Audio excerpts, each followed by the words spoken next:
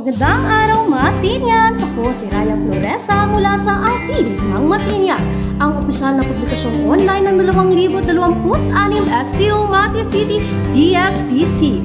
Narito tayo ngayon sa ikalawang araw ng kompetisyon, ang araw na magtatakda ng pinal na resulta at marahil ng direksyon ng ating pagiging mamamahayag. Hindi ko maikailangan ngayong araw mas mabilis ang tibok ng puso ko kaysa kahapon. Bilang kalahok sa online publication, dala ko ang kaba, excitement at pangarap hindi lang para sa sarili, kundi para sa buong Mati. Habang papalapit ang finals round, ramdam ko ang bigat ng bawat hakbang. Pero ramdam ko rin ang lakas na nanggagaling sa mga taong naniniwala sa amin. Habang tumitingin ako sa paligid, nakikita ko ang iba't ibang kwento sa mukha ng bawat delegado. May nagiging nervyoso, may tahimik na nagdarasal, may nagre-review pa hanggang huling segundo. Pero higit sa lahat, nakikita ko ang apoy. Ang apoy sa mga mata ng bawat batang mamamanggag na narito hindi dahil para magtumalo, kundi para magpahayag.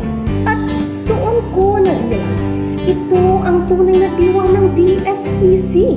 Hindi ito tungkol sa tabayo. Ito ay tungkol sa tinig. Tinig na may lining, may puso at may paninindigan. Kaya kung nakikinig ka ngayon at isa kahing kalahok, gusto kong sabihin ito. Normal na kabahan. Normal na magtanong kung sapat na ba. Pero huwag mong kalimutang nariyan ka dahil pinili ka maging boses ng iyong paaralan. Kahit pagod ka, kahit may duda, kahit paulit-ulit mong ine-edit ang gawa mo, tandaan mo, ginagawa mo to dahil may kwento dapat marinig. At dahil nga ikaw ang instrumento para maihatid iyon. At bilang bahagi ng Ang Tinig ng Matinyan, ipinagmamalaki kong maging kasama kayo sa paglalakbay na ito. Sa lahat ng labanan ngayong final day, lumakad ka ng may tapak. Dahil mo ang iyong karanasan, determinasyon at puso mo bilang isang mamamahayag. Ako si Raya Floresa mula sa Ang Tinig ng Matinyan.